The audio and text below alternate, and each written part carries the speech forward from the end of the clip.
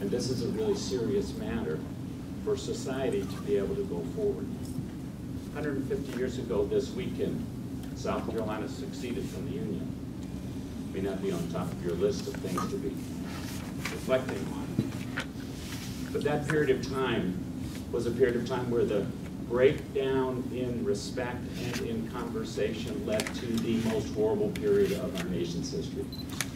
The most destructive and violent of wars, the most rendering of us as a people. Still going on today, by the way. I happen to grow up in Georgia, and that war is still going on. But 50 years ago this month, John Kennedy was elected. And his period of leadership was one that was partially a time when he was attacked and there was so much going on in our society and politics, and all of a sudden we found ourselves with an assassinated president, and within a very, very short period of time, this was for me a kind of formative time of growing up. The murders of Martin Luther King and Bobby Kennedy and Fred Hampton and George Wallace and all these people, as a society, we kind of lost a hold of our bearings. We began to believe that somehow violence and the perpetration of violence was an acceptable way of talking about and expressing our differences and trying to establish some kind of a different way. And as a society, we lost track of being able to not just appreciate and to acknowledge the things in common, but to carry out the struggle in a method of violence. And so when I see people walking into churches and shooting up congregations, when I see people going into doctors' offices and shooting doctors, when I see the level of violence being articulated, I'm running a little recount for Senate, and I get death threats. I'm thinking, where is our society right now? How do we pull this thing back together and take the people whose lives are dedicated to public service and whose lives are dedicated to making this place better? And I mean, everyone who spoke in the video talked about making this precious little place better. How do we find the way to take these moments of acknowledgement and appreciation and taking those moments as a way to refuel ourselves, to recharge ourselves, to re-energize ourselves, to go forth. And then to know that we need to be making special effort right now to be a positive voice out there in society and acknowledging the good things going on. Also, to be a strong voice when we hear the disrespect of the commons, the disrespect of our culture and heritage, the disrespect of public servants and public service speaking out. But we have to have something, some form of strength, some form of support, some form of encouragement ourselves to be able to do that.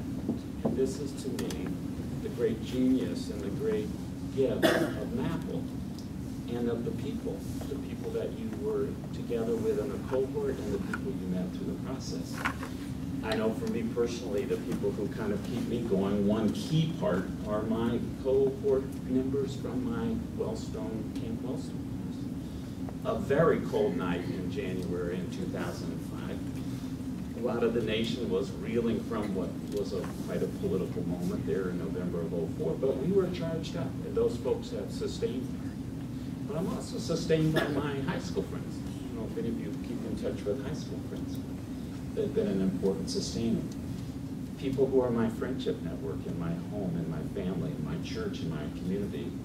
And they're there to celebrate things like this, celebrate things that happen in our family. They're also there when tragedy happens. When we lost our daughter, that community kind of put its arms around Nancy and I and kept us alive. But those things that come into our lives that give us that support help us to not be corroded and changed by the things that are going on around us. They help us to remember who we are deeply. You know, I'll spend a couple hours in the morning. I'm always amazed. People stop me in the grocery store and they'll talk about the recount. Oh, you're so calm. You know, have some of you ever been to those parent-teacher conferences where you don't know which kid they're talking about? So these people are talking to me in the grocery store, and I'm thinking, man. And then I realized, yeah, you spend a couple hours in the morning kind of screaming around the house, and you're ready to go. But you're a lot more prepared if your wife can say, you can't say that, you can't say that, you can't say that.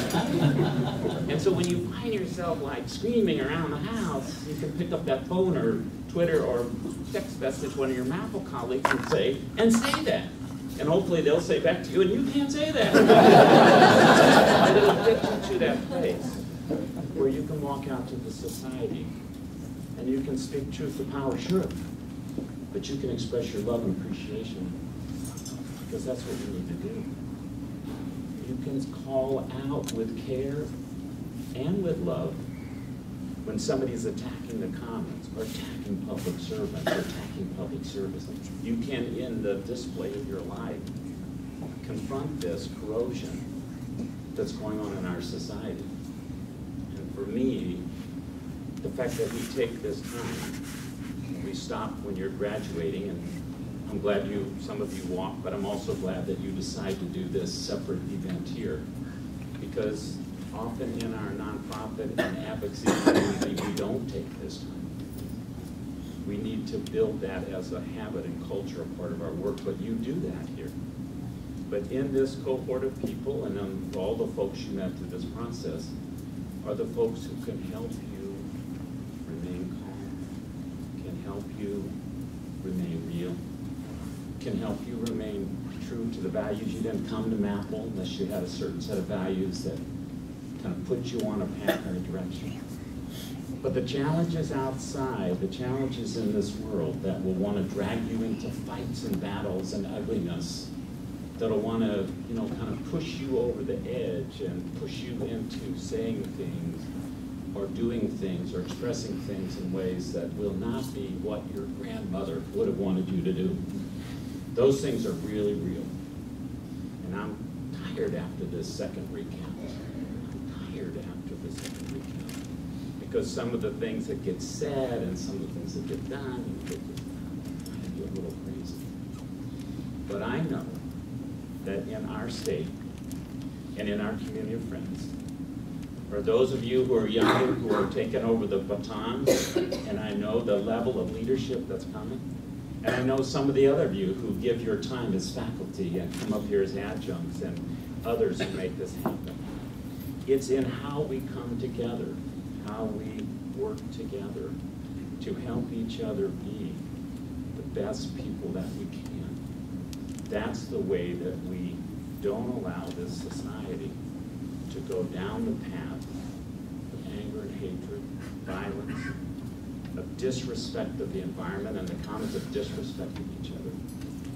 We will be effective voices in challenging those who would dare to attack public servants and public service. We will be effective voices if we can keep the central core, the love, the appreciation, the way that we help each other. And as a MAPL cohort, you'll be able to do a lot of celebrating with each other and celebrating each other's kids, and you'll be able to do a lot of those things.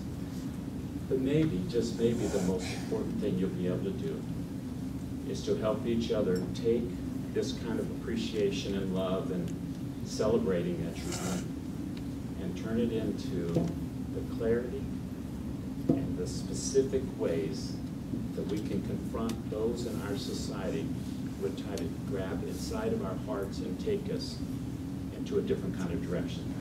We can help each other to stay real, to stay loving, to stay clear about our work of making this a better place. That, in my mind, is not just whether a commencement is the beginning or the end. It's where commencements help us remind us that it's in our social way, when we come together, that we help each other to be who we can be, the best of who we can be. Thank you so much for inviting me up here today and for having MAPL be the place where I know the next leadership for my state is going to come from. Thank you very much. Thank you.